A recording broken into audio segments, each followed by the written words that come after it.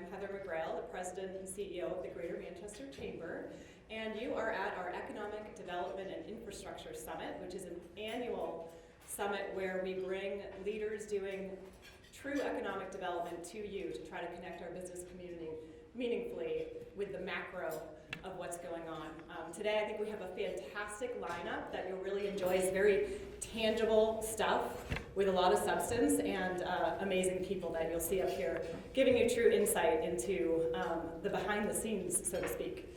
But first I want to thank our sponsors, of course. So our presenting sponsor, TD Bank. We could not bring this program to you all without their support, so thank you, TD Bank. I know we have a few TD Bank representatives. Can you raise your hands here? There you are, right in the front. Also, DoubleTree by Hilton, of course, our downtown Manchester location that helps us pull off so many of these events, so thank you so much to the DoubleTree. We have our investing sponsors, Sheehan Finney and Nixon Peabody, thank you. And advocate sponsors, Great New Hampshire Restaurants, which I always assume everyone knows, but if you don't, that's Copper Door, CJ's, T-Bones, and Cactus Jack's, so many amazing brands under that one family. Comcast Business, Cambridge Trust, Fidium, New England College Institute of Art and Design, People Sense Consulting, and LSME, which if you want to know what that stands for, I had to look up the pronunciation. I think it's lipophilicization. No. Do we have any representatives here who can help us? It's lipophilicization, that's something, Services of New England, but they're very smart people. Supporting sponsors are Alumni Ventures and TF Moran. So thank you all for helping us to pull off this program.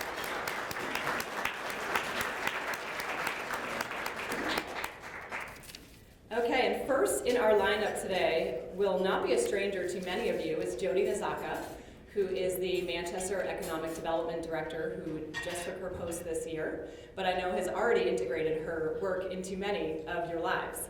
But for a kind of more specific, because I learned a lot from this bio about Jody. Even if you know her, you might learn a few new things.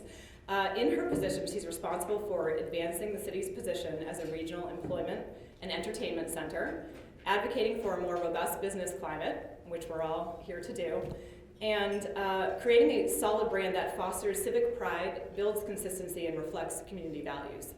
Jody has multiple certifications, including a certificate in creative placemaking from the Institute of Art and Design at New England College, and a certificate in leadership and management from the University of New Hampshire Cooperative Extension. She's an active member of the American Institute of Certified Planners, and she is seeking an MBA in public administration at SNHU. I have no idea when she finds time to do that. I didn't even know that.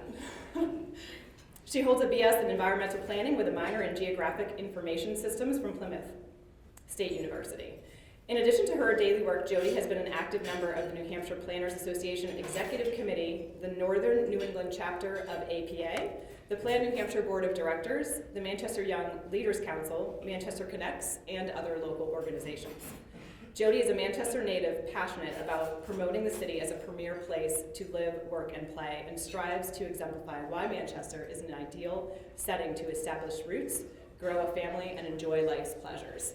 I can say, working with Jody, since we both took our roles, she is a powerhouse, and if you haven't had a chance to meet her, please do. And I'm going to welcome Jody up to the stage.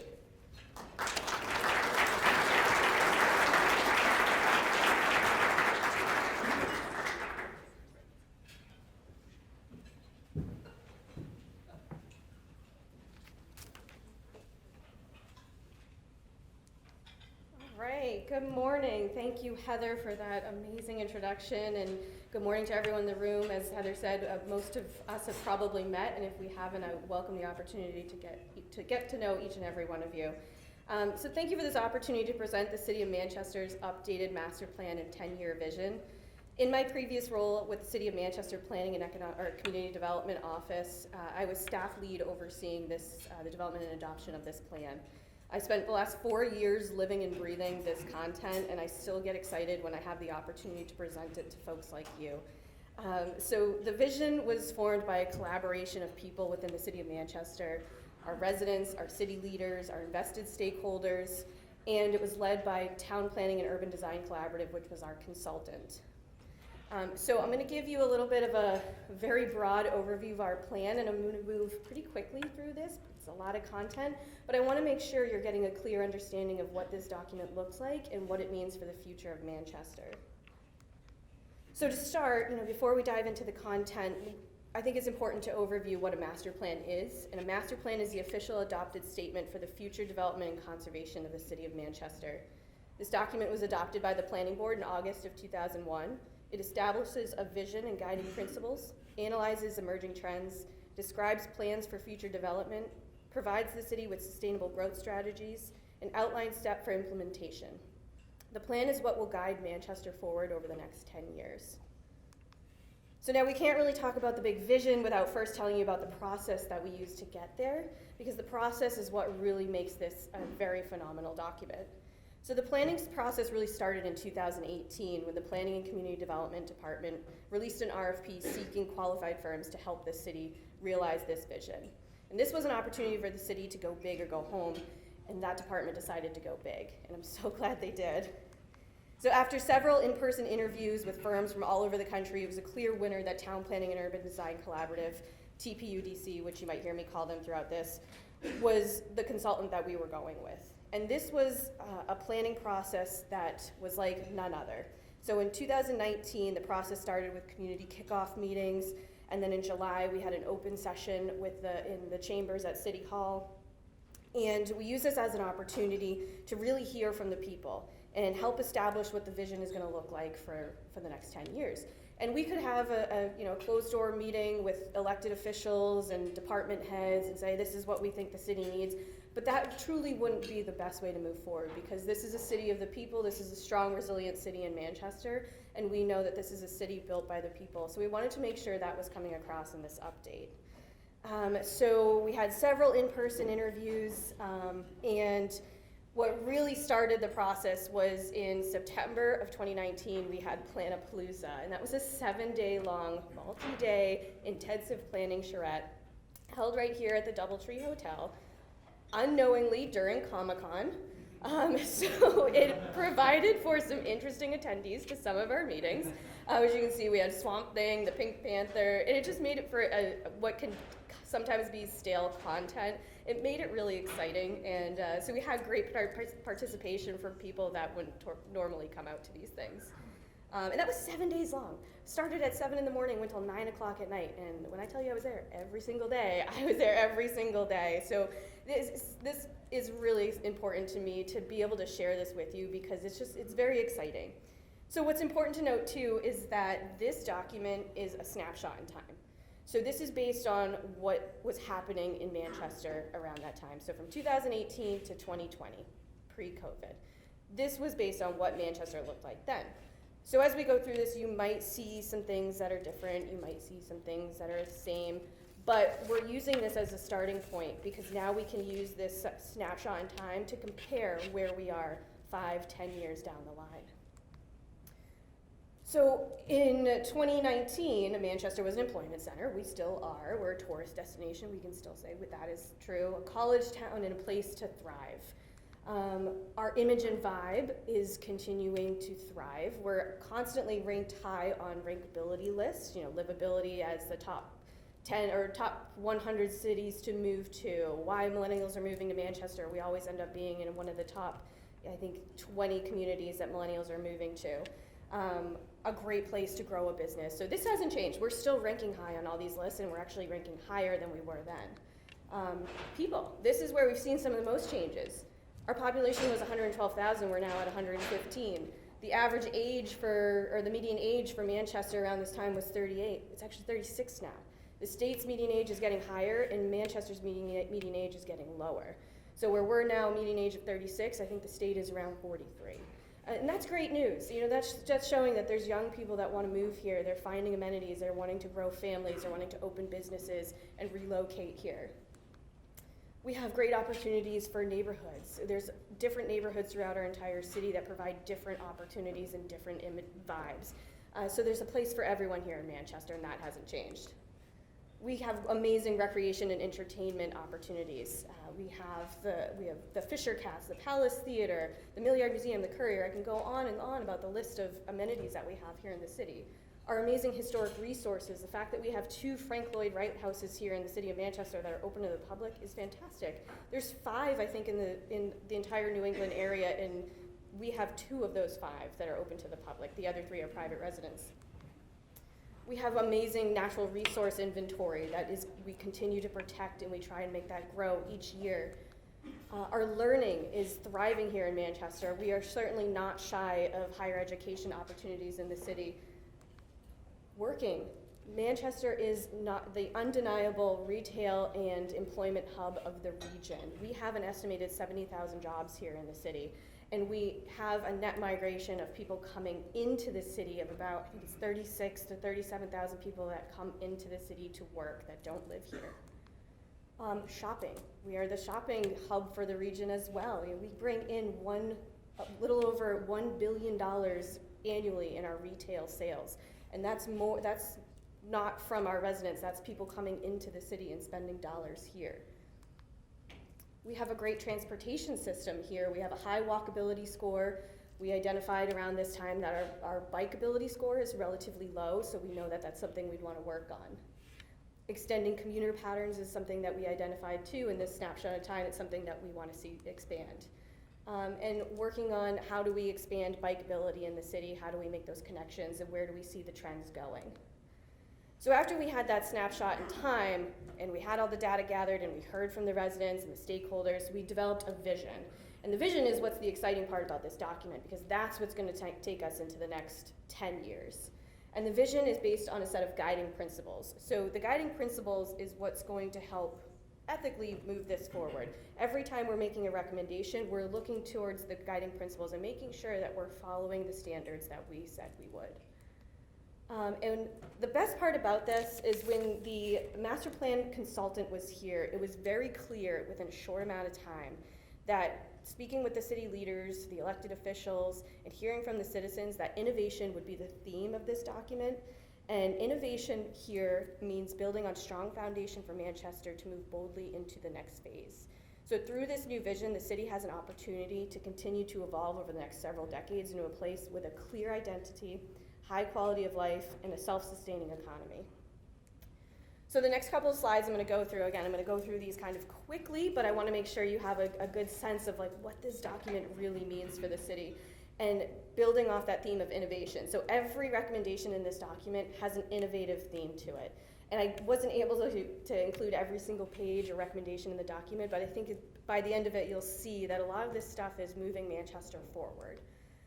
So first, we wanted to make sure we have a bike share program here in Manchester. We used to have one here, the Zagster, but unfortunately, through COVID, that entity of Zagster was ended and they removed all their bikes. So it's not the fact that it wasn't a thriving concept here in the city, it just, we need a new brand that'll bring that in. So we identified in the master plan that we want to make sure we're bringing in a bike share program. We want to make sure that our city streets are compatible for biking, for children, for buses, for automobiles, for pickup delivery, for to-go orders. We're in new times now where the demand for grab and go, for Uber Eats, and all that stuff is something we didn't see a couple years ago. So making sure our streets are accommodating biking and all that type of new activity that we're looking to bring in. And working on our Elm Street corridor. Right now, you can see in this photo right here, it's kind of hard to see probably from where you're sitting, but this is a section of Elm Street that's 4 lanes wide. And it doesn't really need to be 4 lanes wide, so there's a possibility there to kind of give our streets a road diet and make them more aesthetically pleasing. And I'm sure you've all been to Concord, and that's the model that a lot of communities in New Hampshire are striving to be like, is to have a downtown like Concord. We want to make sure that we're extending our trail and connecting our trail systems. This is something over the last couple of years that has made tremendous progress throughout the city, and the city's Department of Public Works with local nonprofits are working daily to make sure that these trail systems here in the city are connected, so you can go from the south end of Manchester all the way into Hooksett or Goffstown. And we want to promote active transportation too. So we're making sure that we're making these recommendations that are putting us in line with what a 21st century would look like. So if we have these communities that we strive to be like a Portland, Maine, or a Burlington, Vermont, or even Boston, the recommendations that are in this plan are going to get us to that vision. Again, with the bikes, making sure that we have separated multi-use bike paths throughout the city. Optimizing local commuter transit service. This is obviously a hot topic in the state of New Hampshire, but is something that we wanted to make sure the master plan really hit home about, is that the city of Manchester supports bringing in a rail connection. And right now that looks like a commuter rail from Lowell up through Nashua into Manchester. And that's something that now it's documented, it's adopted by the city, so this is something that we can strive for and use as a kind of supporting documentation as the state moves forward with commuter rail, that, okay, the city of Manchester has identified that this is a priority for them. Transit-oriented development. When we were going through the process, there was a process also happening at the same time for the South Elm Street area for transit-oriented development. They were happening very simultaneously, so we made sure that this was included within our plan too, because this is obviously something that the city is very in support of, and it's already starting to take shape with the RAISE grant that the city was awarded to help extend South Elm Street, to build that connection out of Commercial Street and to link up with Willow Street. So even in a short amount of time, this document was just adopted in August of 2021. And I can say probably at least 25% of the recommendations that are in this document are already in motion that weren't at the time. So another thing we're looking to do is make our streets safer. That's something that the community is always trying to strive for, but we're identifying it in the master plan as a priority for our community. And the biggest thing, and one of the hottest topics right now throughout the entire country, is innovation in housing. And how are we going to bring in affordable housing? How are we going to bring in more housing stock? And how are we going to bring in more variety? So that was something that we made sure was in the master plan. And there's some sections in this master plan that by nature you wouldn't typically see in a lot of communities' master plans. We touch on housing in very specific types. We also have a section that touches on homelessness. These are things that a city wouldn't typically, or any community wouldn't typically include in their master plans, but this is how the times have changed. These are trends that are now being tracked by communities. So again, we're putting this document ahead of where we've been historically. So this gives also a little bit of a snapshot of where we are with our vacancy rates and what the trends are, but innovation in housing is something that's very important about this master plan. And it's looking at different opportunities. It's considering pocket neighborhoods, like down here in the corner where you have a center courtyard and the houses face in, and you can see there's no parking, so it's a shared parking along the outside, so it creates more of a community center. In this corner here, we have little pop-up pods kind of in a parking lot that are more like, limited Airbnb, funky kinds of setups. So we're looking at all kinds of options here. Here we have efficiency units, which we have a few in the city already over by Restoration Cafe. Accessory dwelling units, making our regulations and our zoning codes more amenable to accessory dwelling units, granny flats, in-law suites, whatever they're called, but making it easier for residents in the city to build those. And a small thing like that can help with a housing crisis. Also looking into the missing middle housing. Right now, so missing middle housing is that housing type that's in between a single family home and a multi-development, like high-rise type of development that you'd see maybe in like the Hackett Hill area. And that's, duplexes, triplexes, 8-unit buildings, that kind of middle in between where someone doesn't really want a single family home, but they don't want to live in a community that has probably 500 people within arm's length. We don't have a lot of that here in Manchester, so this plan is identifying that that's a priority and hoping that developers will see this and use this as an opportunity to expand where the desires and wants of the residents are. And like I mentioned, having a section that addresses homelessness and creative methods to help address that. Those are some recommendations that were added into the master plan that was a bit new for the city, and we were thankful for the consultant for kind of bringing us into that realm, saying, these are things you should probably consider adding in because these are things that could help you move forward. Innovation in economics is something that's is my favorite part about this, and that's looking at some of these funky communities that we're always comparing ourselves to and doing things that they're doing. This example here is the container park in Las Vegas, and this is just a bunch of shipping containers that were stacked up, and now they're full of little pop-up retail shops, small little restaurants, drinking establishments, gift shops, and you can see it's thriving and it's cool. And this takes up a very small footprint in downtown Las Vegas, which was at one point kind of suffering. It was off the fancy strip, And this has now become more of the locals hangout to go shopping and to hang out. There's a playground. And this is a great way to activate some of the vacant spaces that we have throughout the city. Innovation and promotion of the city. I'm very excited to announce that on Monday of this week, the City of Manchester released an RFP for a branding and marketing strategy to rebrand and create an identity for the city to move forward with. This is a $1.5 million project that will last over the next 3 to 5 years. And this is what's going to take the city into the next phase. And that's creating a brand identity and consistency. One of the things the city suffers with the most right now is that when you go to Portland, Maine, you know where you're going, you know it's an ocean community. If you go to Portsmouth, you know what you're getting in Burlington. When you come to Manchester, there's kind of an identity crisis here. We have the Mill Yard and we have our downtown, but we don't really have anything that we can necessarily say that we're grasping onto and that we're promoting. So the hopes with this branding and marketing strategy, we'll create a brand, be a selling feature, we'll now have promotional materials, we'll have a logo, we'll have a catchphrase, we'll have everything we need to help promote us. And this will help promote our airport and our tourism industries and our hospitality industries. And speaking of the airport, that's a huge asset that we have in the city too. So anything we can do to help bring visitors into our city through the Boston Regional Airport is going to bring amazing amount of dollars into our city. And again, the innovation of image in the city. We have all these logos here that are all kind of all over the place, all representing an entity in Manchester, but there's no consistency on how we're promoting these brands. There's an example on the side here from Kent, Washington, where they kind of brought everything together and made it all a consistent brand. And then bringing that into the public realm, so making sure that this brand is now translated on our streets, cleaning up our street signage, making sure that when you're coming into our city, if anyone's been to Dover recently, this is a great example. When you enter Dover, there is an amazing welcome sign that says "Welcome to Dover." It's beautifully landscaped in the spring and summer. And throughout their downtown, they have wayfinding sign like this that makes it extremely easy to navigate where their waterfront is, where their downtown is, where their children's museum is. And that's hopefully something that in Manchester we can get to once we have this identity identified. And innovation and experience, making sure that people that are visiting our city are having an experience and a good experience. So finding ways that we can protect Manchester's authenticity and preserve our historic nature and our historic efforts. The Mill Yard is a huge asset for this city, so making that an experience point for people entering.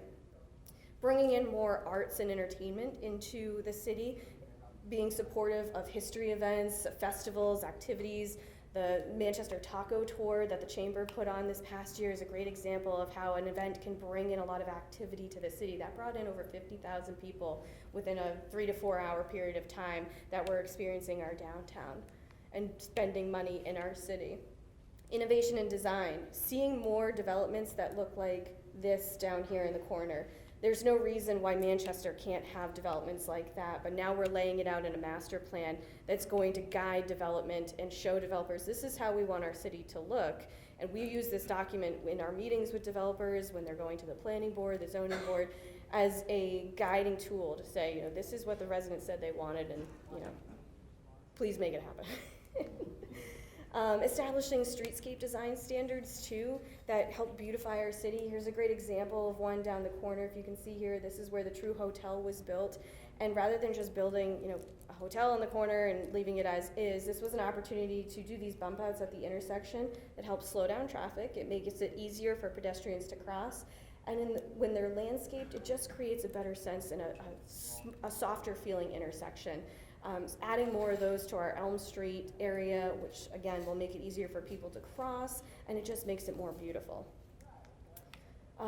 Being supportive of infill development, allowing developers to go up in our downtown is something that we want to see. Obviously, Manchester is an old city and it's fairly built out, so we're lacking on any available land. So being encouraging of developers to do infill developments. 21 West Auburn Street over by Market Basket is an example of that, taking a building that was underutilized and essentially a vacant warehouse to some degree and building in new residential there.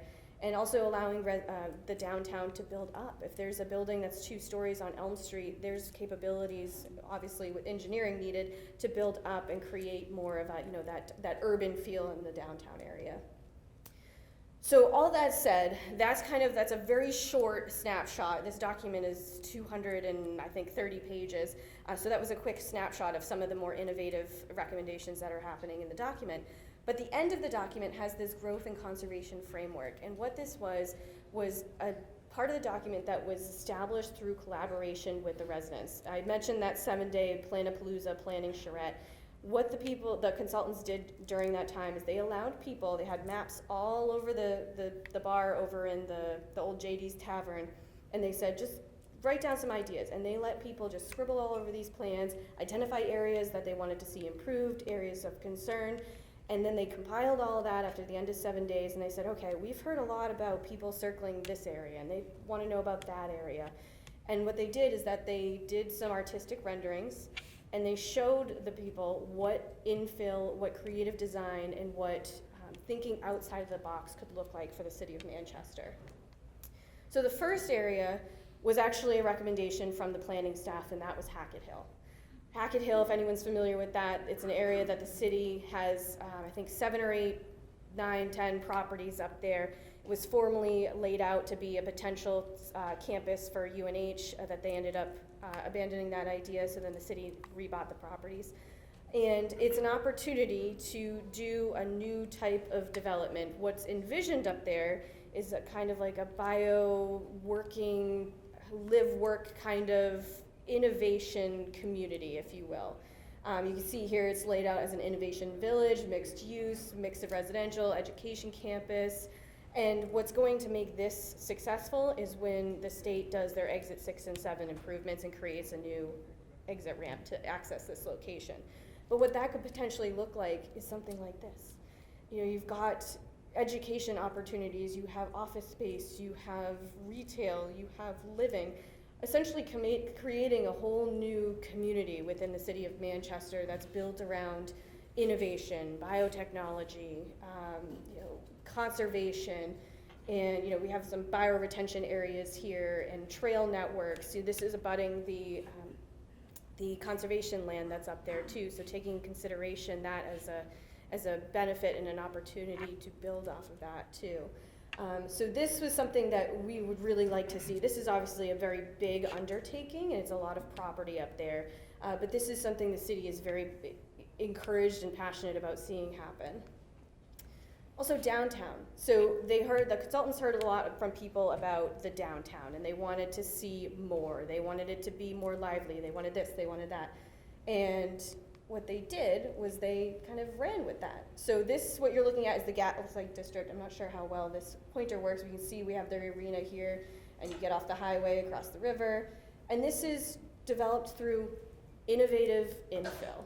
So nothing in this picture is recommending that anything goes away. So WMUR is still there, SNH is still there, the ball field, Market Basket. But with creative infill, it creates that more urban, walkable environment.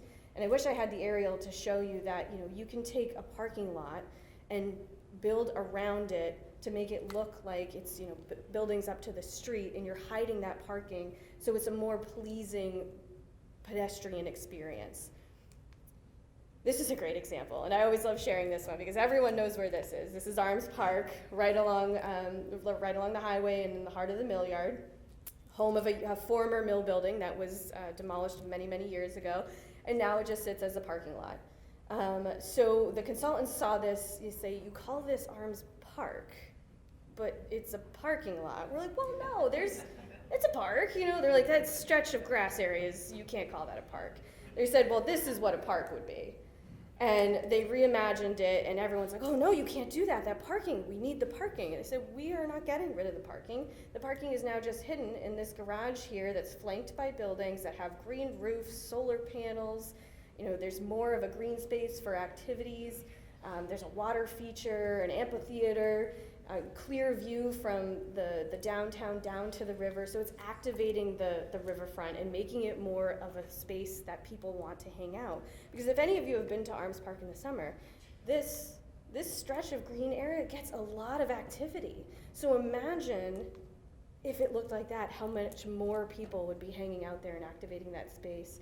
And the uses here are endless. I mean, we're gonna hear an amazing presentation later in the morning from Mike and Julie about what everything that Army's doing and how the Build Back Better funding is supporting the initiatives that are already happening there. And this is the type of stuff that supports what they're going to tell you.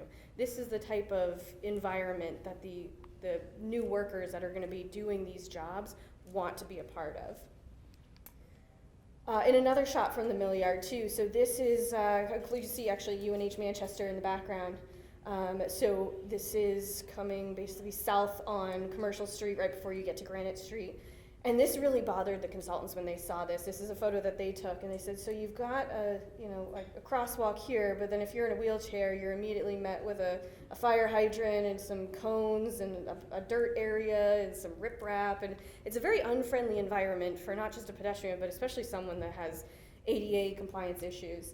And they said, you got this parking lot here, and it's just a missed opportunity. So this is what their rendering was proposing, making this a very clear, easy access for multiple wheeled devices, and allowing this to be that center of the innovation hub. And again, they're like, we're not getting rid of the parking. The parking is now, because if you can see, it kind of steps down, the parking is now hidden underneath this green area that allows people to activate the top of it. They suggested bringing back a canal feature and to pay homage to the old canal that used to be in the mill yard. But it's allowing spaces for people to congregate, to socialize, to interact, and not making it car friendly, but making it pedestrian, people friendly. And this is the one that always gets people excited. This final slide is something that was 100% an idea of the people of Manchester. And it still blows my mind because I have never even considered this as an option until the consultants heard from multiple residents and said, what about this? And this is activating the Merrimack River, and not just activating the Merrimack River as a river walk opportunity, but activating the islands that are in the center of the river near Eversource. And I'm sure some of you have seen them when you're driving along the highway. Sometimes they're open and you can walk out onto them, and sometimes they're a little bit underwater depending on the water levels. But building a connection from a true riverwalk connection from the mill yard and creating trails and amphitheaters and boat launches and allowing this, and not building any infrastructure that would be taken out with any flooding or anything like that, but allowing this as an opportunity when the water levels allow for people to use these and connect the east side of the river and the west side of the river. And this is what really gets people excited, because they're like, imagine if you're driving on the highway, you're going up north, you're going to Canada, and you're passing through Manchester, and you drive by this, and you drive by that. Like, what an amazing first perception for someone that's just passing through, and they're seeing these amazing buildings and activated green spaces, and just people using these amenities. I think that's what is the most exciting about this master plan update, is that it has kind of pushed people to think outside of the box. And a reason we went with this master plan consultant was because they showed us the downtown Burlington waterfront plan that they did. And in that plan, they had one of these renderings that showed demoing an old mall building. And after it was adopted and approved, a developer saw it and said, well, I didn't know I could do that. Why? The mall's always been there. I figured it had to stay. And they're like, no, you can do anything you want. And it actually happened. Developers saw one of these renderings, came in, demolished the mall, and completely opened up the Burlington waterfront area and created a more walkable environment. And it's a thriving, you all I'm sure know Burlington, it's a thriving community. So that's what we're hoping to experience with some of these images, is allowing people to think outside the box and get creative and and explore opportunities within the city that they might not have experienced before. So finally, in closing, how are we going to do this? What's the action plan? What's the next steps? Putting the plan into action. Well, a big part of that is doing what I'm doing right now and telling you about it, showing you what the plan is, showing you what the vision for the city is going to be, and making sure that people are aware and they know the direction so they can help support it. It's making sure that policies and initiatives are in line. So redoing the city's zoning ordinance, which is currently happening, to make sure that a lot of these recommendations that are stated in here are doable. It's one thing if we're telling you we want accessory dwelling units in the city, but then our zoning doesn't allow it. So making sure our regulations are supportive of the types of things we want to see happen in the city. Supporting capital projects like the rail corridor, and expanding on plans and studies that help advance a lot of the initiatives that we're proposing. And making sure that people still feel like they have a voice in it. Yes, this document is now printed, and this is, we kind of did the information gathering part of it, but making sure that this is still a plan for the people, and that people still feel connected and passionate about the direction that it's going. So we're going to encourage use of the master plan in everyday decision making. Every day that me and my colleague are talking to people, we're referencing this. The planning department, every time they're meeting with developers, they're referencing, well, this is in support of the master plan, or that's not what the master plan is envisioning for that area. So making sure that we're carrying that vision through and through for the next 10 years. And we're doing a plan implementation matrix, and that's the most important part. That's the data tracking part. So that outlines every single recommendation and initiative that's listed in the plan, and where it stands, has it been met, who's tracking it, who's working on it, and what's the time frame and timetable and cost associated with making it a reality. So all that information is housed in the Planning and Community Development Department, and actually if you, I don't think Heather's in the room, do we have a QR code that they can scan, or a copy of the master plan? I will get a link to Heather and she can circulate it with you all. It's a very digitally friendly document. The planning office also has copies for purchase. It's a beautiful book that was intended to not just sit on a shelf. It's meant to be like a coffee table book. I have one on my coffee table at home. And I do reference it when I have family members over, especially at Thanksgiving. I was showing them, look what Manchester is going to look like in the next 10 years. So I highly encourage, if anyone's interested, take a look at the full document on the website. You can look at other plans and studies the city has undergone, and you can also connect with the planning office about the status of the zoning update and where that stands. So that said, I know we're running short on time, but happy to answer any questions if anyone has any. Yeah. Passing the mic around? Okay. We'll get the mic to you.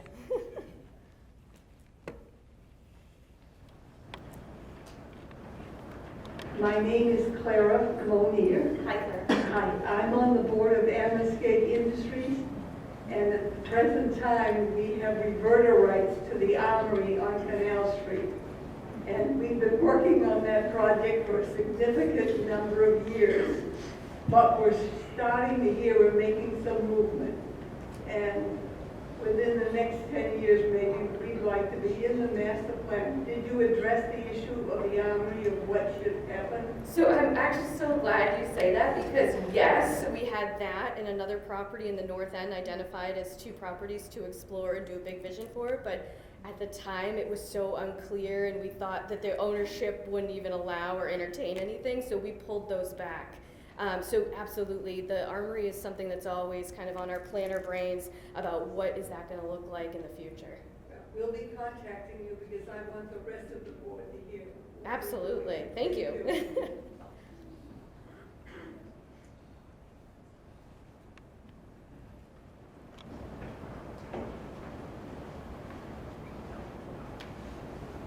Hi, my name is Yas. So this could be something for consideration, but there's like development on the west side over a community garden that's been going for some years at Parkside. And I'm a transplant here, I'm a gentrifier.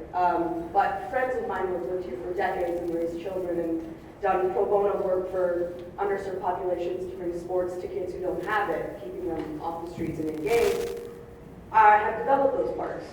So my thought always is, because I'm hearing them gripe, and then I'm on rooms like this, how do we honor the people that have been servicing our most underserved in this area and have been giving that energy and resources out of their pockets?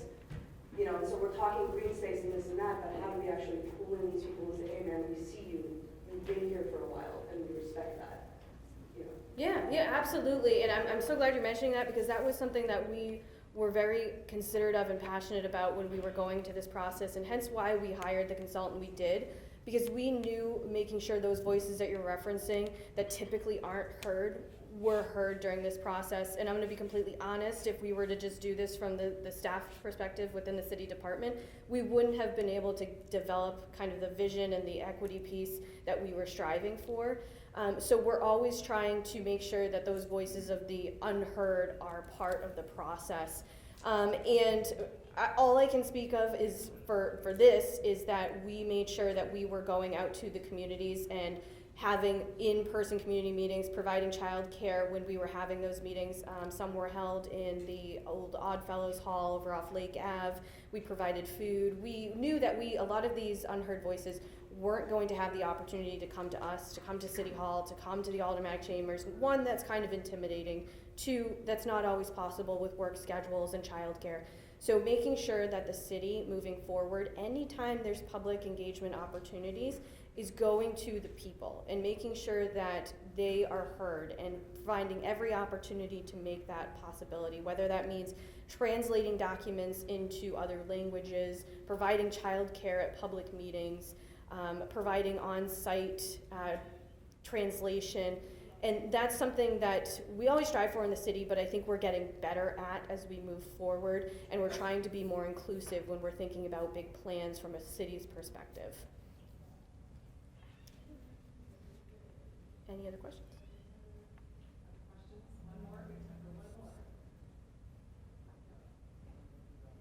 All right. Thank you very much. I really appreciate this opportunity.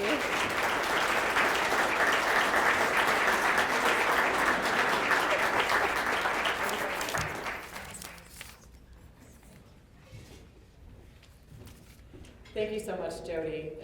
I don't know how you just did that so fast with all of those plans, but we appreciate you staying to our time. So next we have a panel discussion that will be moderated by June Trisciani, and many of you know her, but by way of introduction, she's the owner of J. Ellen Design, a residential and commercial interior design firm based in Manchester. June is also an elected official and serves as Alderman at Large. Recently, she was appointed to the board of directors for the Manchester Development Corporation, which focuses on economic development within the city. And being born and raised in Manchester, June has seen our city through various phases and is proud of our resilience as a community as we continue to grow and create new opportunities for everyone. You definitely see June everywhere you go, so if you don't know June yet, please do reach out to her, and I'm going to turn it over for her fantastic moderation now. Thanks, June.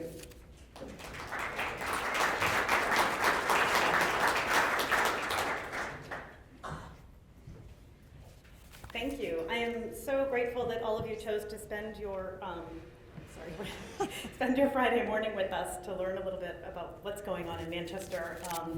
We've had some great progress, and we've been doing some amazing things, as you saw with the master plan. What Jody neglected to tell you is I think we might be the only master plan in the country that received input from Spider-Man.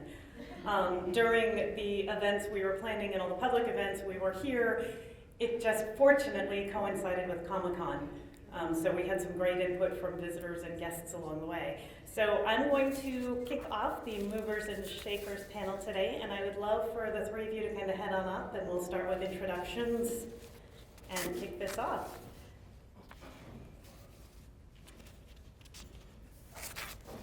And while they're getting settled, one more thing to add, and Heather will send more information out to all of you. I believe it's next Wednesday, we're actually having a public forum to talk about the build grant for things happening on the southern part of the mill yard and the South Williston area. We've been having some conversations about how to bring that together. Grant funding has been awarded, so we'd love to see some more faces there, and I'll make sure that Heather gets the link to share it with everybody. So, welcome. You're now officially Movers and Shakers. You've been designated by the chamber. So I'll start over at my far left with introductions. First up, we have Travis York, who's the founder and CEO of York Creative Collective. Travis is an investor and creative entrepreneur who brings his entrepreneurial spirit to a wide range of business ventures over his 25-plus year career. Travis is the founder and CEO of York Creative Collective, a privately owned portfolio of creative ventures working together to maximize their growth potential. All brands and businesses are connected by a shared focus on quality, craft, and authenticity. Beyond him being a serial entrepreneur, Travis is an avid angel investor.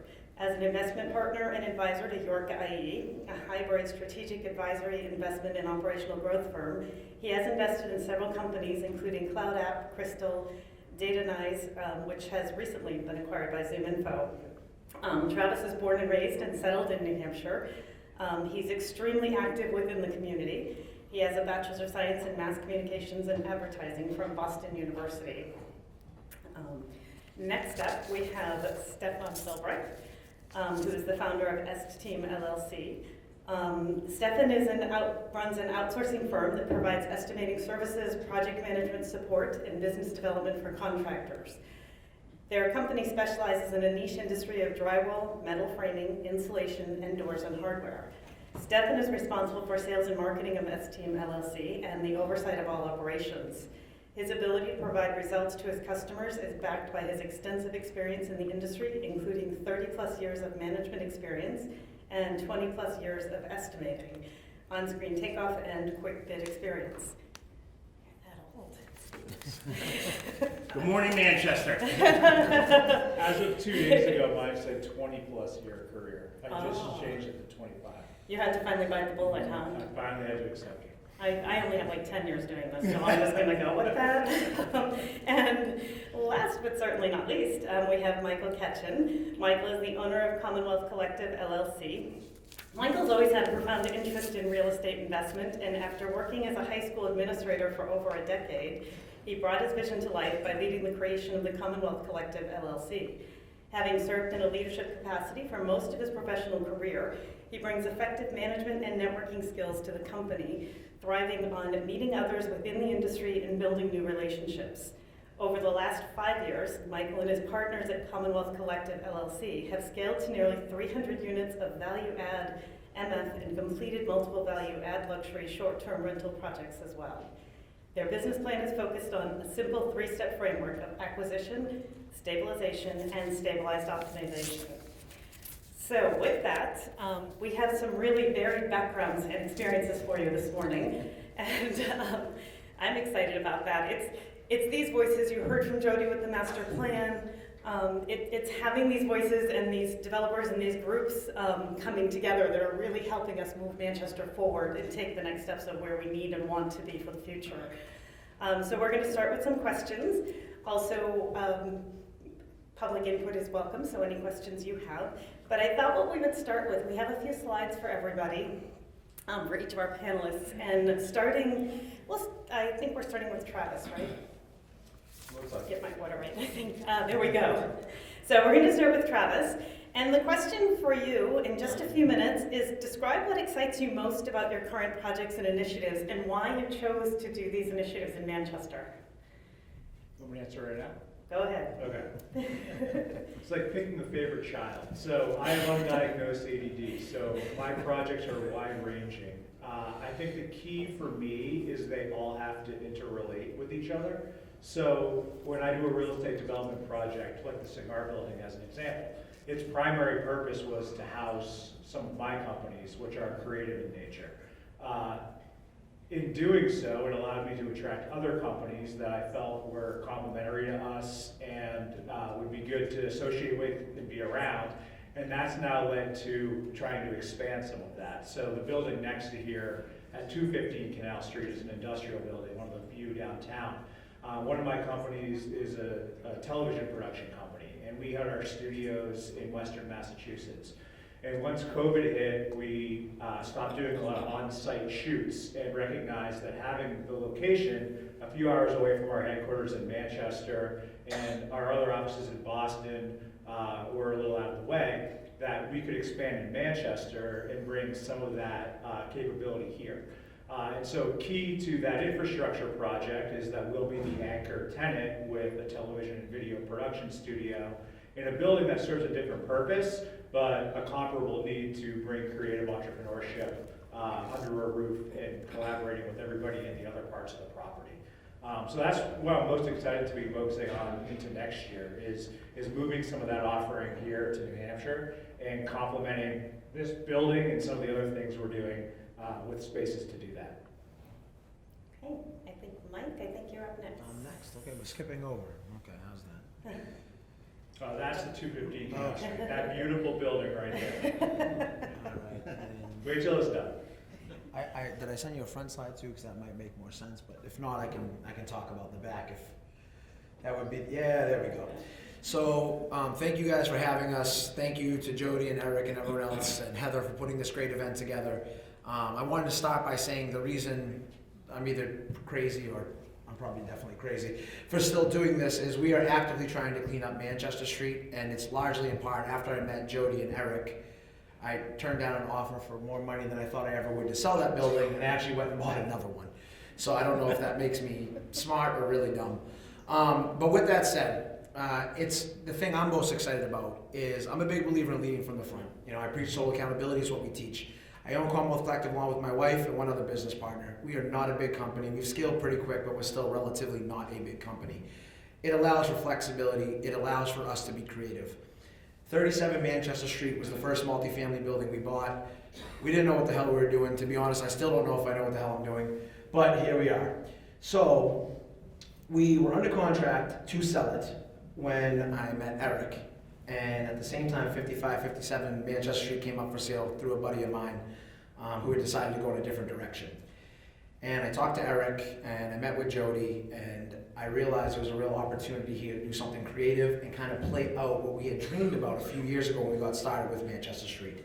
And I reached out, and I guess I'm officially announcing it now. I probably shouldn't have put it there.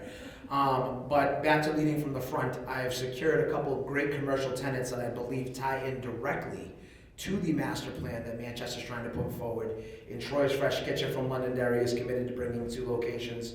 We're working with some other commercial tenants, and we are working to design with Berard and Martel out of Bedford. These will all be converted to efficiency units, and I guess it's a good time to announce, I don't know if I'm supposed to or not, but if we get in trouble, oh well. We were one of only 31 in the state of Manchester because of this project to win the grant for the housing grant that was put up. I can't remember the name at the time. But they reached out and said, we believe in you guys' vision, but most importantly, we believe in the collaboration you put forward with the city, that to receive this grant, we have to bring these units online in 18 months. So we have to cut the red tape, which, as Eric knows, I hate to begin with, and we have to move forward. So we've been working with all these different organizations, and that's what I really believe in, is public and private interest collaborating. These will be efficiency units, and as a result of winning that grant, we've decided that these have to remain within 80% AMI or affordable units for 5 years. So it really ties down to keeping Manchester thriving, moving in the right direction, but also affordable for the people we want to keep and continue to work with in that area. That's awesome. That's fantastic. Stefan, you're up next. Yeah, I didn't bring a slide. Sorry about that. We know your building. I'm doing a building, the Rax LeMay building. If not sure if you're familiar with it, it is on Elm Street, 1225. It's been a challenging building. We're finding out a lot of interesting things as we've gone through it. There's a lot of challenges. On the we also got awarded a grant for the building, $3 million from the state to. Because we're also going to have some workforce housing there. And what's very interesting about, for me, I was born in Manchester, but I'm also a member of the planning board. So I'm starting to see all this stuff go through, and it's interesting. Almost all my work up until 2 years ago was all done in Cambridge, Boston, and Somerville. And there is a very organized way of categorizing affordable housing and everything, and I see that this is actually happening now in Manchester, where we're trying to delegate certain properties to have workforce or affordable housing, and so that's where I come from. Great. Thanks. Thank you. So I, from city perspective and personal as a Manchester resident, I appreciate that you're all coming at this from very different angles and very different reasons for getting into what you're doing. And all of you have a very different past from what you are currently doing today. You weren't born developers, you weren't out there doing construction projects. So over the course of time, what is the greatest challenge that you've had to navigate to get where you are today? And how did you overcome that challenge? We'll start with you, Mike, this time. Like in life or real estate? That's a big question. I mean, That's a big question. That's a big question. I'll tell a quick story that goes back to our first project, and I think it speaks to why, as we're all here today, real estate is a team sport. It's one of the few businesses where you can have a vision, you can execute, but at the end of the day, I truly believe it's a team sport. So we didn't know what the hell we were doing. I was the dean of students at Lawrence High School, and if anyone knows Lawrence, Mass, if you don't, you can Google it. Please don't judge me. But I love the kids and I love what I was doing. And we turned around the school. And what I realized is that we were 6 small schools.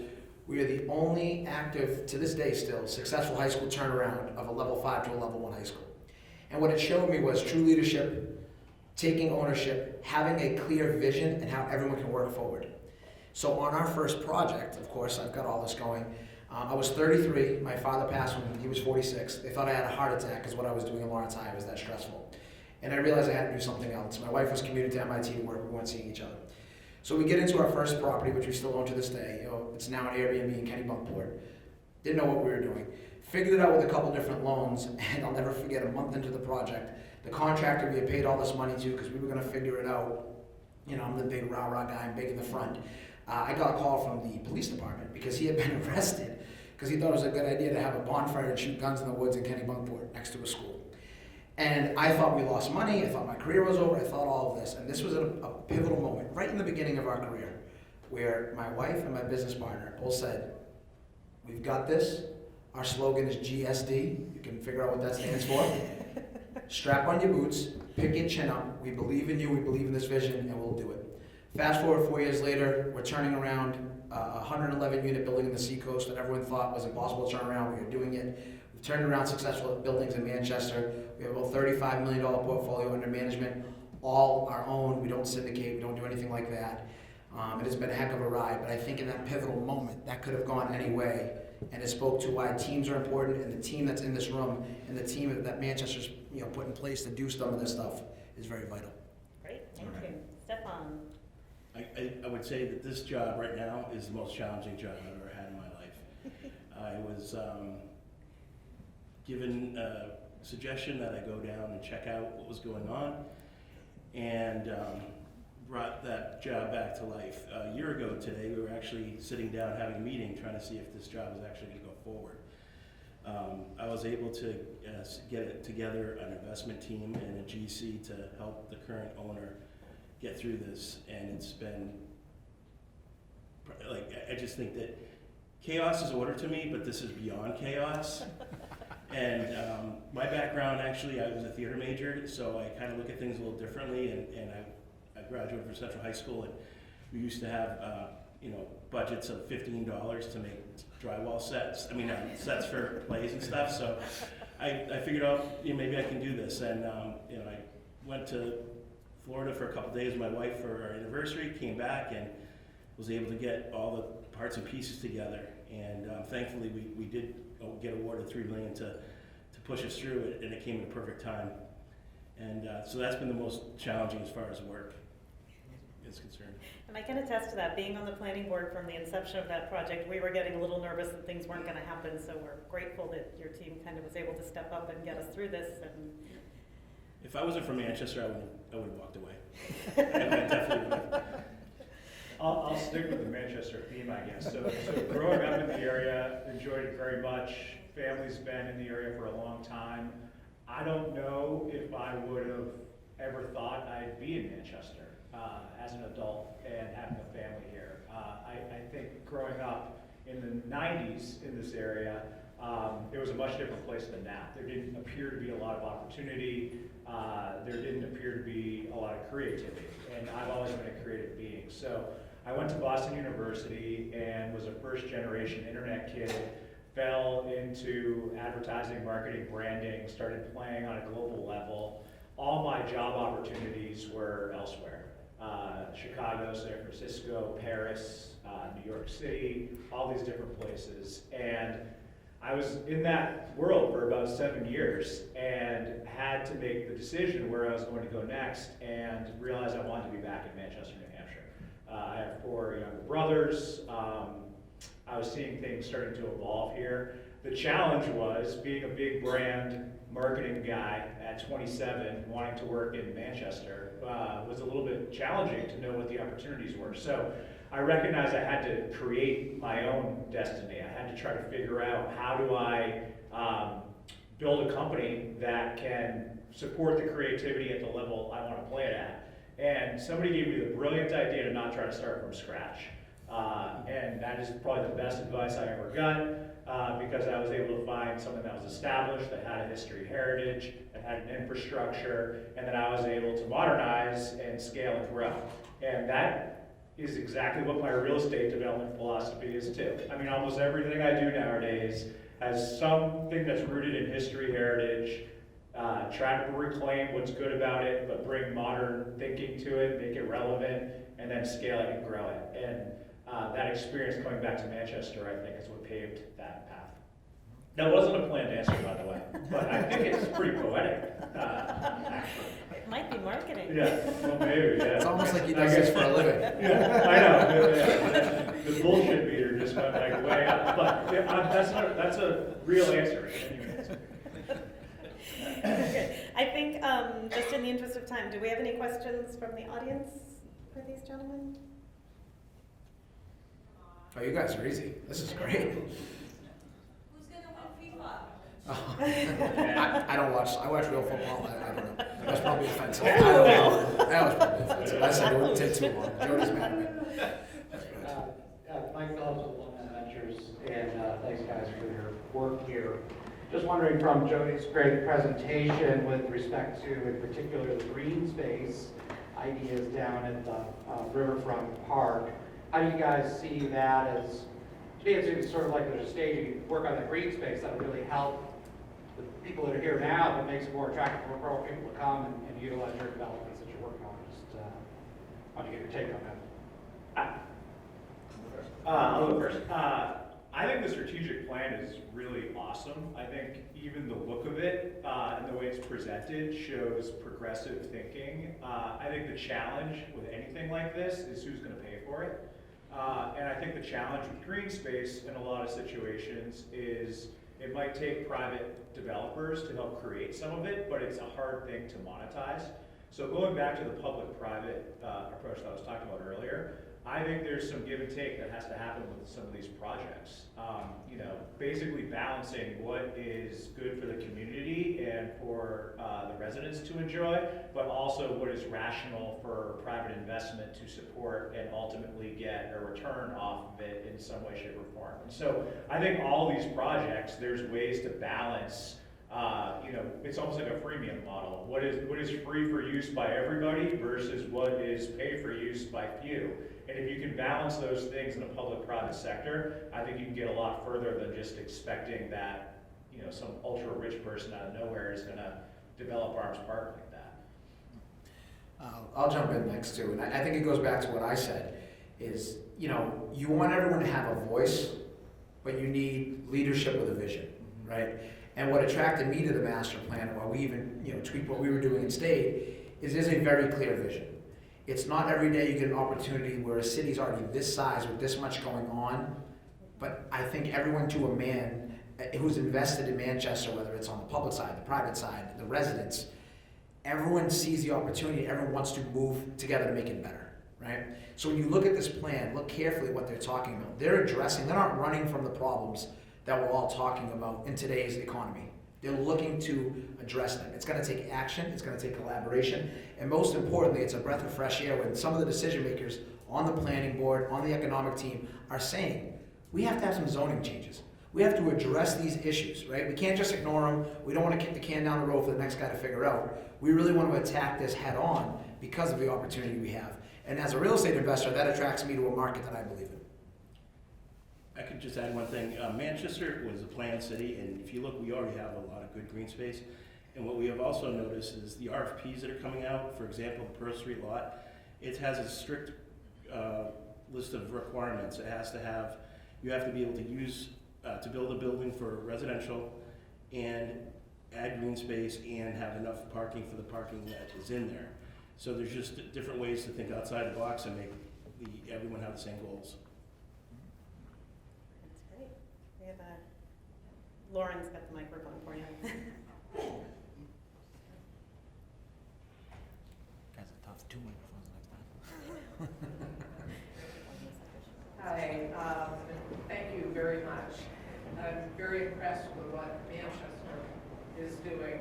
I'm Janet Waldron, I'm with Franklin Pierce University, and I think I'm going to go to you, Travis, because one of the things you said kind of hit me, that as you were looking at the building that you were building out, you brought other businesses in, so there was a collaboration and a broader effort. And I wondered if you could just speak a little bit more to that in terms of the synergies that you were factoring when you were doing that. Because I think as we look at building out our space, we tend often to think in terms of who we are, not who else we can bring into a larger footprint with us.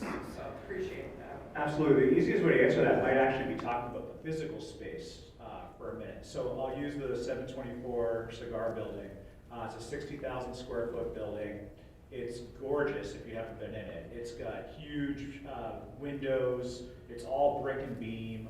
However, it was all sealed up. Everything in that building was closed off. Offices, drop ceilings, lighting that hurt your eyes. All the gorgeous concrete floors were carpeted. It was a corporate feel for a building that really was more industrial at one point. It was a factory for cigars and for shoes. So what we recognized was the workforce wants inviting space. They don't want white walls everywhere and uncomfortable carpets. And so for us, and ironically, it was more demo than it was build out. It was ripping out all the drop ceilings, ripping out all the horrible floors. I'm a huge believer in natural materials, not vinyl, not synthetic, not anything. So it was basically starting to gut, floor by floor, all the things that had made the building feel closed off, unwelcoming, dark. And in doing so, again, knowing that we were creative in the way that we operated, we started creating a really dynamic environment. And again, a lot of it was because of the bones of the building that then allowed us to build our space out first, which has a lot of open space, lots of community areas, has a roof deck, so you can go outside. We happen to have a decent amount of green space for an inner city building. We have the trees that they never cut down when they were building it out, and we embraced all that with bike racks and picnic tables and outdoor furniture. And then even the way we started designing the physical space had to be functional, but we did a really interesting balance. People ask me about it a lot. Like, we didn't just go buy random office furniture. We curated a lot of vintage stuff, a lot of designer things. We hunted and searched in antique stores. We actually used a residential interior designer to help with some of it to create a more homey type feel and environment. So once we got that kind of position down, we just applied it throughout, and companies, when they started looking at the building, some want that, some don't, and it very quickly became clear that there was some synergies between the types of companies that wanted that. And that synergy is what I would say is, innovation, quality craft, maybe a little bit of a younger employment population, and it ended up coming together pretty well. Okay, I think we have time for one more question, because I could do this all day and listen to the stories. If you saw behind the scenes of what these folks are doing, it's absolutely amazing for the city and moving us forward. Okay, then I guess I'm going to end it with one for each of you. Two of you grew up here, like I did, and have seen things to change, and we welcome you to the Manchester environment now. It's been very welcoming. And bring you in and embrace your project. So we'll start with Travis on this one. You're all very passionate about your projects, and I think that's probably the bottom line to what you're doing. None of you are really in this from an angle of, we're just going to slam these buildings up, we're just going to make money. You've all put time and thought. Two of you, Travis and Stefan, are working with iconic buildings in the city and iconic areas. You're working in an area, Mike, that we need to kind of bring that vision and make them iconic buildings in the city. So if you had a crystal ball in 1 quick minute, what do you see for the future of Manchester? It's really rising tides. I mean, what any of the three of us are doing is not enough to evolve the city. So I challenge each and every one of you to bring something to the table that can help make us better. I think the thing New Hampshire suffers from and Manchester suffers from is poor self-esteem. The reality is this city's reinvented itself numerous times. As was mentioned, it's a planned city. The infrastructure's here. it's up to the rest of us to put things in that infrastructure that make us want to be here. And that will also help keep some of the people that maybe shouldn't be here, not be here, because we are all here enjoying it and doing things. So I think it's really just getting everybody to take a little bit of a risk and make our community better. And ultimately, over time, that plan may not look exactly like that, but it's a direction and it's a vision that won't become real unless we create our own destiny, so. Yeah, to build on that is, this Manchester kind of has an identity issue. And I think that I just heard that they earmarked $1.5 million or something for a marketing campaign.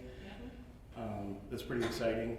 And I see the future of Manchester with these conditional use permits I see in Manchester right now at the planning board.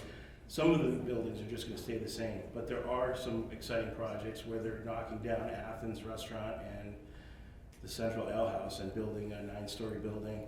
And I don't know if anyone's been down by Auburn Street, they knocked down factories, mill buildings, which people, are adamant about. Oh, don't get rid of the old and anything. But I think you see a mix of that. And I think, especially on the southern part of Elm Street, you're going to see a totally different skyline where they actually just start knocking down stuff and adding buildings the size of the Red Oaks building that's across the street from Market Basket. I remember I was born here. I remember walking down Elm Street probably in the early 80s on my way to 606, which was a hobby shop. And my mother never would know that because I wasn't supposed to go past a certain street. But, walking by Interlight Records, Indian Head Athletics, and it was just exciting. And it's going to be interesting to see about, maybe 10 years from now, driving down that same route that I walked and seeing how different the skyline is going south. So I'm excited for Manchester. Personally, for me, it goes back to what I said, right? Everybody has to take some ownership, and I think you need to take intentional action. And I think what attracts me to it is you have a leadership group, you have investors, you have developers, but back to kind of what Travis was saying, everyone has to take ownership. Me personally, that first building we bought on Manchester Street changed my life. So you're not supposed to get emotional about this stuff, but that's kind of my baby. And to give you an idea what my crystal ball vision, I would love nothing more than, and I talk about it all the time, 5 years from now, to look down Manchester Street and it's lit up and it's clean and people are walking. And the reason I work with Troy, I don't want to tell you how favorable his lease was to get him here, is because I believe in the walkability in businesses like that and thriving. I'm big on public and private collaboration. I believe we clean up Monadnock Lane not by calling the police, not by boarding it up, not by running from the problem. I believe I invest my capital, I lead from the front. I build out 2 alleys that allow patrons to go back there and have live music and have a sit-down meal. I believe we bring in young talent, young artists, young workers who can work outside with Wi-Fi, have an efficiency, affordable unit that still makes sense from an investment standpoint. And I would love to see that kind of explode, and I really believe the opportunity is here. Thank you. Again, thank all 3 of you. I would encourage you to keep your passion and keep your emotion about your projects, because I think that's what makes you and all of us better with what we're doing. Thanks. Thank you, everybody, for today. I'm going to leave you with one thing, because in my time through Manchester, being on the Heritage Commission, being and chairing the planning board, and now as alderman at large, I get a million calls when people are unhappy. And I'm great with that. I love listening to everybody's opinions. What I'm going to challenge you with as business owners and key members of our community and surrounding communities, please rise up and let us know when you're in favor of something. Getting support for our developers. I know on the planning board it's really nice when someone from the community can come and say, you know what, this is a great project and we need this. So the more of you that can just, pay attention to what's happening, be there with the good news as well, and help continue to support and uplift people like these 3 so that we can get more of them in our community and keep moving forward and keep doing better. Thank you all for coming this morning.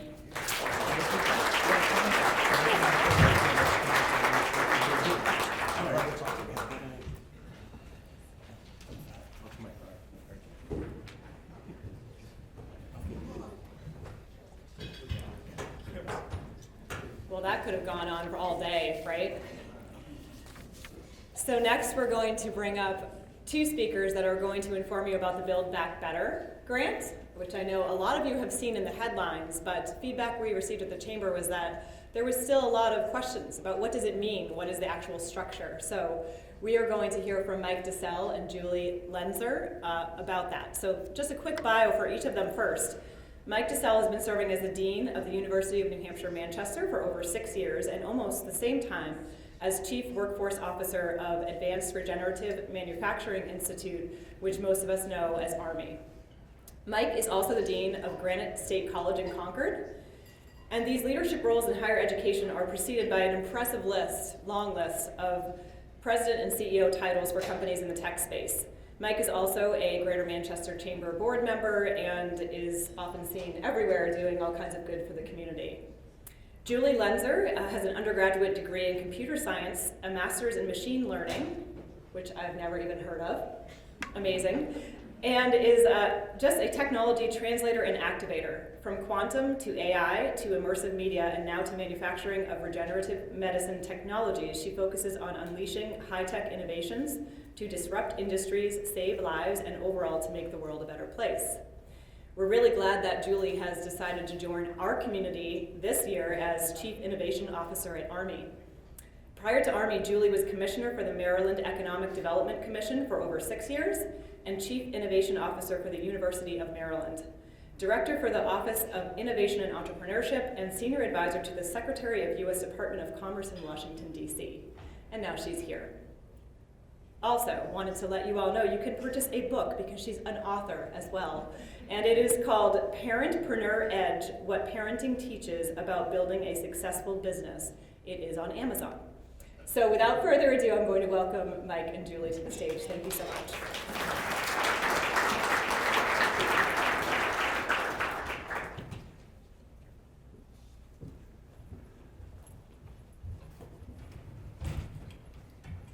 Morning, everybody. We're going to do our best to finish each other's sentences, so sit here at the table.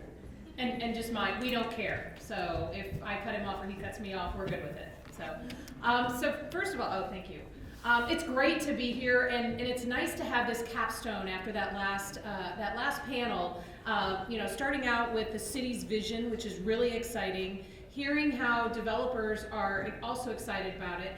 And we're here to explain to you why you should have a lot of pride in being in Manchester, because this grant that we received, and I'll tell you a little bit more about the grant. I'll just jump right into it. The Build Back Better grant. It was a national competition, and I'm not going to read this to you. It was part of the ARPA program. EDA, where I was for 2.5 years, got $1 billion to invest in communities that were trying to build back better and using technology as a base for that.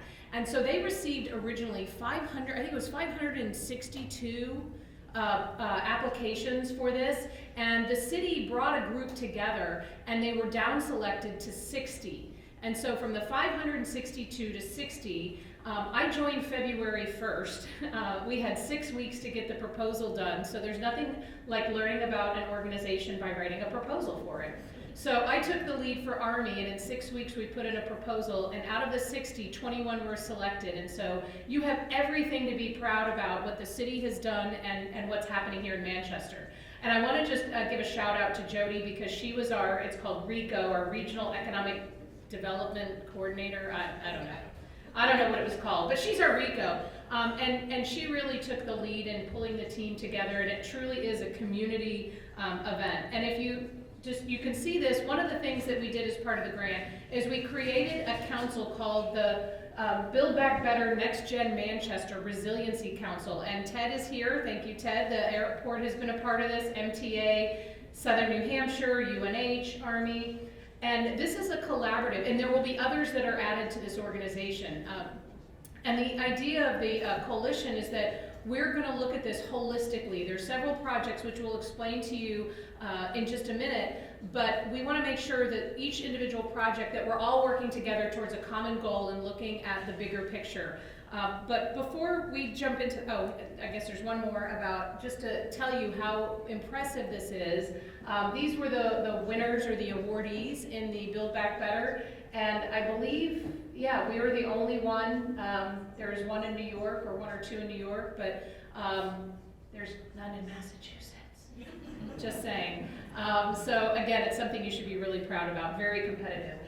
So just to give you a brief overview, we looked at a holistic view, and then Mike is going to explain to you kind of the core of this, as Jody mentioned, biofabrication, or the biomanufacturing of cells, tissues, and organs, is really the core. And so at a high level, we're going to be building out a contract manufacturing organization. We're going to be doing a lot around education and workforce development, and a vertiport for transporting tissues and organs, and then also a startup lab. And I'll go into detail about those. But before we do that, I wanted to turn it over to Mike, because many of you probably heard of Army.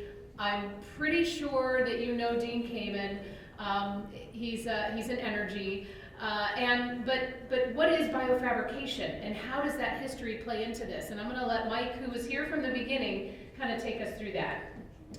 Thanks, Julie, and good morning, everybody. Really happy to be here, and I appreciate the invitation.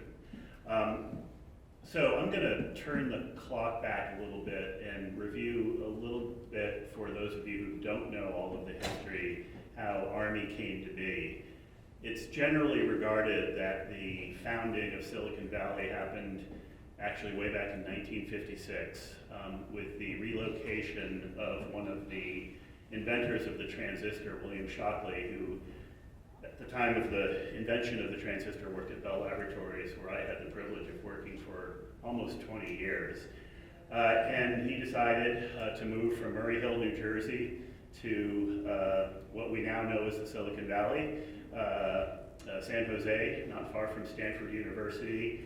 And he moved there because he had an ailing mother, and the provost of Stanford University put the hard sell on Bill Shockley to found his company there. And now 66 years later, Silicon Valley is the preeminent part of the world around tech innovation. This was an article in Politico magazine that was published in 2017, the cover picture, shortly after the award of the BioFab USA grant. So we founded Army. Army is a 501c6 institute that is the vessel for the grant, which we call BioFab USA. And it arose from an interest in the DoD to invest in technologies that they consider core to their mission, important to their mission, as well as industries that if the USA fails to lead in them, we will suffer strategically as a superpower. So the DoD's motivation for biofabrication as a technology should be pretty obvious. We break a lot of soldiers. And so they were very much motivated to invest in something that could more cost effectively and quickly return form, function, and appearance to the military. And so they sent out a solicitation in 2016, and it was a very similar path to the one that Julie described for the Build Back Better grant. Hundreds of applicants. And ultimately, after rounds of applications and proposals, at the end of 2016, Army was awarded the BioFab USA grant, which entailed $80 million of direct investment from the DoD. There was a big cost share requirement, and cost share is a euphemism in the government for the awardees having to put up money to match the dollars that they invest. Dean and the community raised $218 million of matching funding. So over the past 6 years, we have been investing on the order of $300 million to establish Army and BioFab to create a national, viable, commercially successful industry for the fabrication of tissues and organs. So that's what we're about in the Institute. It's about advancing technology. It's about creating scale manufacturing capability, and it's also about developing the workforce that's necessary to enable this industry. When you think about the scale of the healthcare industry in the United States, you can quickly do some back of the envelope math that suggests that the need for workforce of this industry, if it becomes viable, is far beyond anything that we can support today. And so a big part of the DoD's focus was not only technology development, that's what we always think about, but also being very intentional about workforce. The charge, though, of Army was a national charge. The DoD, frankly, didn't care that much about whether this industry had any significant presence in Manchester. Their principal interest was that it develop as a capability of the United States. The Build Back Better grant is what brought the priority on Manchester as at least one of the centers of action here in the United States. So, just to put in some perspective, the industry scale. So, end-stage renal failure is about a $100 billion drag on the U.S. economy every year. And dialysis is really the only proven therapy for this terrible chronic disease. It's really, awful. Diabetes is quite a bit more serviceable disease, a disease of the pancreas, and its inability to produce insulin. That is a $327 billion drag on the economy. So just in these two chronic diseases, you've got almost $500 billion of annual opportunity. And you think about the impact that could have on the country to overcome those terrible diseases, and what the impact on Manchester can be if we are significant players. We're really talking about, replacing the last anchor industry that this city really had, which was textiles, which really went away in the mid-1900s, and establishing a brand new anchor industry to serve the citizens of this city and serve the needs of the country. But it's a hard problem.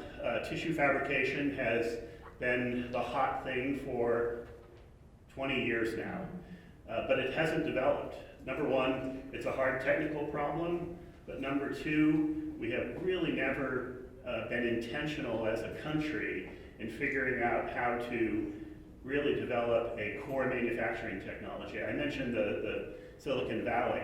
What really made silicon technology viable and successful commercially was investing heavily in the core manufacturing platform. So what BioFab was really intended to do is not develop new science. It was there to take advantage of the science that exists and make it commercially viable. This is a pretty famous chart developed by a Harvard professor, and it describes pictorially the challenge that we're facing. How do you bridge what's called the valley of death between really, really interesting science projects that often happen in universities like UNH, and how do you get them to the right side of that curve? Venture capital often fills that gap, but there are investments that even venture capital won't touch because the time to monetize the investment is just longer than a typical limited partner interested in investing in venture capital is willing to tolerate. That's where the government steps in, and that's where the DoD felt they had to step in with BioFab USA, and it's where the EDA decided to step in now that Army has proven that it's feasible to enable commercially viable tissues and organs to actually now make the next stage investment to start to actually operationalize that. So what Julie's going to do now is sort of take you through the component pieces of what the EDA grant is all about and how they're going to directly impact the city. Thanks, Mike. So I mentioned earlier we have to have an engine for jobs, and that's going to be one, creating this pilot scale manufacturing facility. So earlier this year, actually, Army opened a 25,000 square foot, call it a contract development facility. So it's more for helping scientists, as he mentioned, who are creating tissues and cells with PhDs in a petri dish. I mean, literally that's how they do it. It's a highly, highly manual, almost call it an artisan process. It's a craft type process. So what he meant, as he mentioned, what Army's doing is we're taking that artisan process and we're creating a scalable, modular, automated, and closed system so that we have something called the tissue foundry, where you put stem cells in one end, and without human intervention, a bone ligament bone construct comes out the other end that can be used for ACL repair. That was our proof of concept in the tissue foundry. And what we're doing with the biofoundries, the 25,000 square foot facility that we opened earlier this year, is that early stage, taking that manual process and starting to automate it, collecting a lot of data so that we can help them get through FDA. What we realized quickly is that the next stage of that, which is a GMP facility, which is Good Manufacturing Practices facility, was nowhere to be found for cells, tissues, and organs. There are some for cells, if you think about cell and gene therapy, but they actually use the cells, the output of the cells, as a therapy. What we're doing is we're using the actual cells and then building tissues and organs as the therapy. And that's an interesting difference, and it makes the complexity a lot greater with what we're doing. So this new facility will be roughly 75,000 square feet, GMP facility that we can use later stage. The other one is preclinical, as you're going through early clinical trials. This will be later clinical trials and commercial production. So that companies, as they're getting through the FDA and starting to launch commercially, it's really hard to find the amount of money that you need to build your own manufacturing facility. So what we want to do is we want to bring them here, we'll do their early commercial production, and then we'll take the technology that we've developed for them and spin them out into the community. And in fact, one of the key parts of our proposal was a private company that we're working with to develop their manufacturing process said that if I can manufacture my products in Manchester, I will then, once we get to scale and we can afford our own manufacturing facility, we will commit to putting that manufacturing facility in the Manchester area and in southern New Hampshire. And so they put that in writing. And so we got to get on that development, right? So that we can have the housing available for the workers, and we can have we've already scoped out space for them to put their manufacturing facility. But they estimated a $650 million investment in these facilities once we get this facility up and running. And with this facility, we're going to need to create jobs. And a lot of the folks that are going to be needed for this, and Mike's going to talk about this later, are non-degreed types of folks. So we need both the PhDs, the masters, and the undergraduates, but we're also going to need some technical workers to do the biofabrication. In addition, to help support some of that education and workforce development, we need more classrooms and kind of mock manufacturing facilities. So we're going to be putting in a training facility and innovation center that has these workshops so that we can get hands-on experience. They can start at UNH to do some cell culturing and then come down and actually work with it with some specific projects in the training facility. So that's one of the other projects. The one that I'm going to be mostly working with is the BioFab Startup Lab, which is bringing companies to Manchester. Initially, we're going to be working with companies all over the country. But one of the great things about manufacturing is it's a physical infrastructure that people need. If you think about, a lot of companies are going to virtual work. Well, you can't do that if you're building something. And so this is an opportunity to actually bring people here because of the infrastructure we're building to start and grow their companies. So the BioFab Startup Lab, and this is an area where we could really use the support of the business community, because if you've ever worked with a researcher who's trying to create a business, creating a business isn't rocket science, but a rocket scientist doesn't know how to do it. They need help. They need help from accountants, they need lawyers, they need graphic designers, they need business people. And so all of you can help us. They need somebody to help them to do their marketing pitch, or they need investors. And so this is where we can really start to connect the community. We have I've been so impressed with the incredible assets that we have here. And now it's just about connecting them and getting them rallied around these companies. For example, I have a company that's in Massachusetts that is currently raising some money, and they said, we would really love to locate our company in Manchester. We just need a good reason to do that. Let's create the reason for them to locate here with resources, funding, et cetera. So that's what the BioFab Startup Lab is going to do. It's going to build that pipeline of companies into the CMO. Then we're also doing, as I mentioned, the Vertiport Delivery Network. So it's fascinating to think that even with today's organ donation, where you donate your organs, 20% of those organs actually fail on their way because they don't get to the transplant center on time. So that's a huge waste in a situation where we already don't have enough supply for the demand. One of the numbers that Mike showed on his slide was hundreds of thousands of people on a transplant waiting list. 20 people die every day waiting for an organ. And what's worse is that list, that organ donation list, the people waiting for organs, is actually not very inclusive because low income and Black and brown Americans don't even get onto that list. So the need is actually greater than what we're seeing, and we want to make sure that transportation is not one of the reasons that they don't get access to these tissues and organs that they need. And that's why having the Manchester Airport as a part of this network and figuring out how do we amp up our transportation for this. One way is to put in these vertiports, which is the electric vertical takeoff and landing, so they can quickly go from the manufacturing facility to a transplant center and not have to worry about Manchester traffic. Is that a thing? I actually have seen a little bit of traffic, but I think it's exacerbated by construction maybe. And so now I want to turn it over to Mike to talk about the workforce development, because this is really the linchpin. This was the largest programmatic piece of this grant, was to invest in building a pipeline of workforce from the folks in our community. Thanks, Julie. It is impossible to overstate just how much workforce is going to factor into the success of this industry nationally and locally here in Manchester. We have suffered for years here in New Hampshire from labor gaps or labor shortages, and industries like this are only going to exacerbate that challenge because we are in a pitched battle for talent in lots of other industries.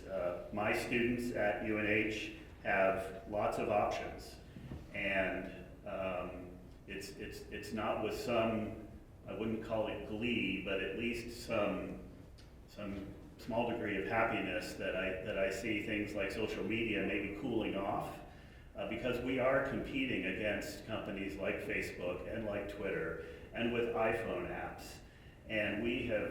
If this industry is going to thrive, we have got to make the compelling case for young kids to get into this industry, but we also have to better utilize the older talent that is underutilized in this state and elsewhere in the country. So the way we approach workforce is what we call it on a scope of K through gray. I'm sort of on the gray side of the spectrum, obviously. Because we need, if we're going to get the industry off the ground, we need workers pretty immediately, and if the industry is going to grow and thrive in the long term, we better start engaging school-age kids so that they are proceeding through their education in a way that's going to make them capable and skilled to the degree we require. So the partnership, the way it's going to work here, it's really kind of a three-legged stool. We have a lot of assets in Army. I'll give you a quick review of some of them that we have invested heavily in over the last 6 years. We have spent millions of dollars in education workforce development programs that we have deployed nationally in some cases. We have deployed somewhat locally. Higher ed, SMHU is a key partner. Their community engagement capacity and priorities serve this community extremely well and are going to be a big part of attracting underserved communities in the city of Manchester and the surrounding area to this industry. We're going to need workers pretty quickly to work in that CDMO facility, and the community partners that know how to engage with those underserved communities. So this is a holistic approach. It's not just about minting folks with degrees. We have introduced only one new academic program at UNH since the BioFab grant was awarded. Why? Because in general we had what we needed. We need more of those people, but we were pretty well served by the academic institutions. Where we really had gaps is building the funnel and also finding folks that are well outside the higher ed community to come in, reskill them, upskill them for this industry. So community engagement is going to play a big role. We call the project within the Build Back Better Regional Challenge Grant Work and Learn, because it's not just about getting workers, it's also about helping school-age kids learn about the exciting opportunities. Again, overcoming chronic kidney disease, fixing diabetes. Those narratives are really, really powerful, and those are the stories that we hope to tell through this project. I mentioned the assets that Army can bring to bear. This is just a collection of things that we have done on the scale between K through Greg. Engaging really, really young kids, showing them decellularized pig hearts in a safe bag, by the way, that they can hold and really appreciate just what it means. And to see a young school-age girl sort of look with just real happiness at the kind of thing that we're doing has real impact. And on the other side, as Julie said, actually taking workers in a training facility in the mill yard and showing them how to operate the tissue foundry and everything in between. So we're going to take the Army EWD programs and take selected versions of those and apply them directly to this grant here in the city of Manchester. And we're going to actually add a couple of new ones that I'll highlight. We are actually going to be procuring a large coach-style bus that we will be taking on the road into the Manchester community, out to rural high schools throughout and secondary schools in general throughout New Hampshire, because underserved communities was a big part of this, not limited to Manchester, but certainly including Manchester. There will, by the way, be sponsorship opportunities on this bus, so if anybody's interested in logo opportunities, see me after the talk. And we're going to put some of the programming that Army developed on this bus and take it on the road. We're going to have a work, study, and mentorship program, again, to work with community partners to try and bring people without a traditional education and get them trained to a level that they can contribute to this industry. So it's a very exciting time to do this. We're really excited. Again, this was the biggest programmatic investment in the project. The rest are really infrastructure investments.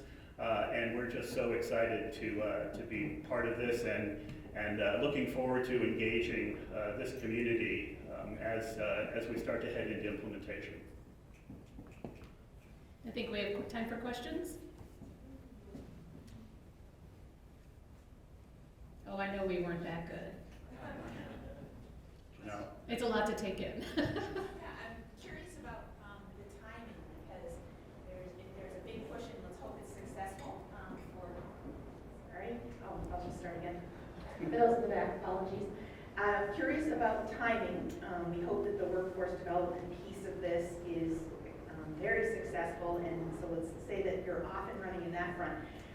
How does that align with the development of the actual jobs that people will be taking? We have long conversations about that. We recognize that we're going to have to yoke these pretty closely together, because you want to frustrate somebody, you train them for a job, and there's no job at the end. So we've got some big employers already, like United Therapeutics and their Lung Bio, who are dying for talent. So we're going to work out an internship apprenticeship program so that we can start getting people, if we're going to train them, we want to have a job there. We don't want to lose them, like train up people for Cambridge. That's just not our plan. So that's part of, I think, the coalition, the beauty of the Next Gen Manchester Resiliency Council is that all of us are working together to make sure that we're staying as in step as we can with the job creation and the job readiness. So I'd love to tell you, oh yeah, not a problem, but it is something that we're aware of and that we've got our eye on.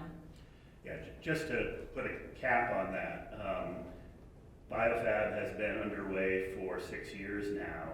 It's only within the last year that we have started to do technician training. All of our effort up until that time was building that long-term funnel. We were squarely focused on K through 12 for the very reason and the very sensitivity you raise. We don't want to lean into big job numbers until we knew we had a clear commercial path with products that were going to utilize the technology.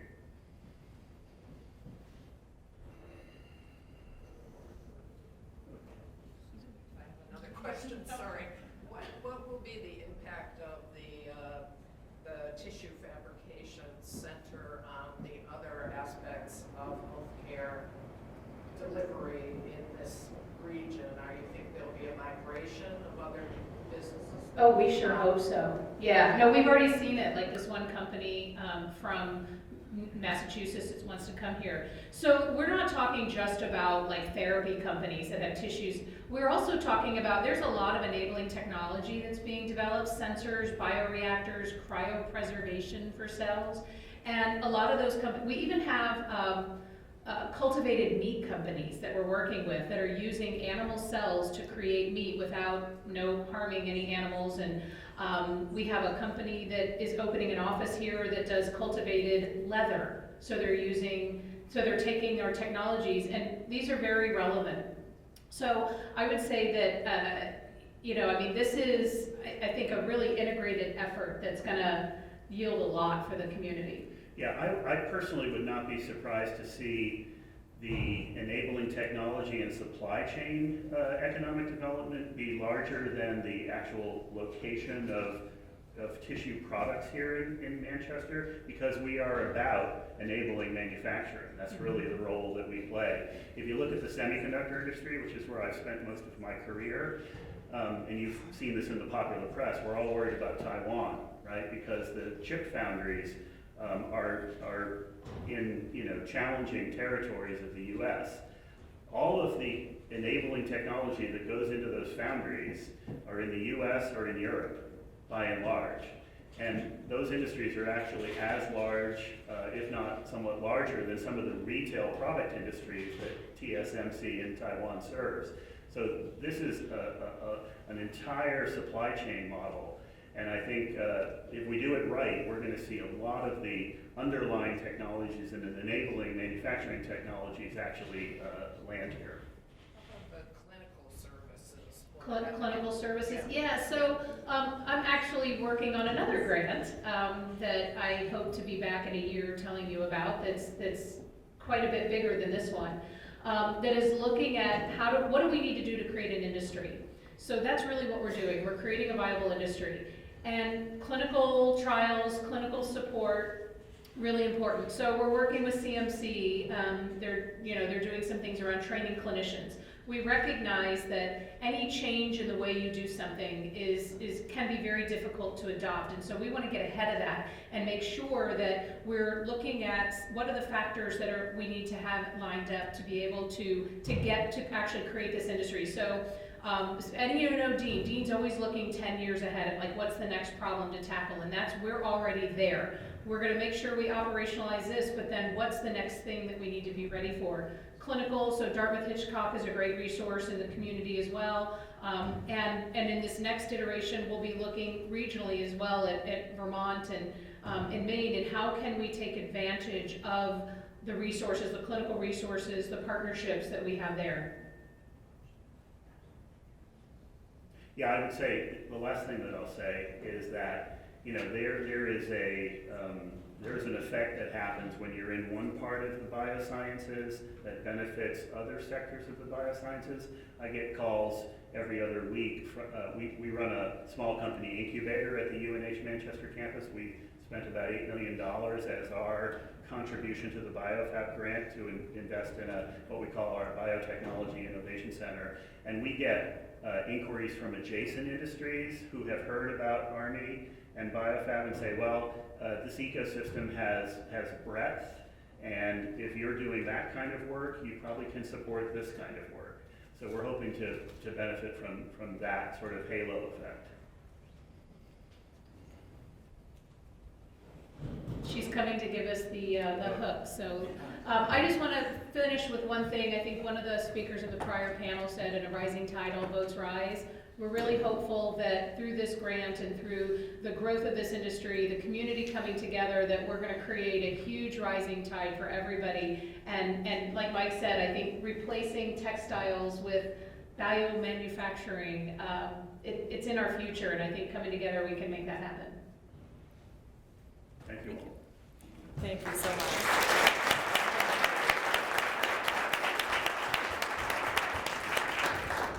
Thank you so much, Mike and Julie. And I think we have a repeated theme here today of taking ownership and being part of that rising tide. So a simple call to action I'll start with. Everybody use our follow-up email to order your coffee table copy of the Manchester Master Plan. This is a very easy thing to do. It'll only cost you $20. And then after you order it, actually read through it and look at it. And it's a beautiful manual. It's a guide to our next 10 years. And once you read through it, the next step is to figure out how you can engage in any piece of that plan. And engagement can be just spreading the word, remember, right? It can just be spreading that excitement and enthusiasm for what Manchester is set out to do and what that plan is about. We'll send a lot of other resource links. June had mentioned the RAISE initiative, which is a $30 million initiative that is focused on infrastructure and transportation to make the Mill Yard downtown, even over to South Willow, more walkable, more pedestrian friendly, more bicycle friendly. So that is next Wednesday, December 7th at 6 o'clock at the library, but we'll send you the link to that meeting next week.